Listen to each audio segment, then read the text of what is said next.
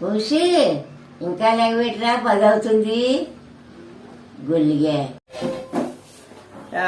ఏంటమ్మా ఉదయాన్నే లేపేస్తావు, వాళ్ళ చిరాకు వస్తుంది బాబు. ఇప్పుడు ఏంటి నేను లేచి ఏం సాధించాలి ఏంటి? అవును లేట్ గా పడుకుంటున్నాను, నేను ఏం చేసినా లోక్ కళ్యాణం కోసమే. అర్థం చేసుకోవేంటావమ్మా? రాత్రులేమో లేటుగా పడుకుంటావు, పగలేమో లేటుగా లేగుతావు. నేను లేట్ గా లేగడం వల్ల నీకు తెలుసా దేశానికి నీకు ఎంత ప్రయోజనం తెలుసా లేట్ గా లేగడం వల్ల? ఏంటంటావా? ఇటు బాబు, నువ్వు లేటుగా లేచిన వల్ల దేశానికి నాకు ప్రయోజనం ఉందా?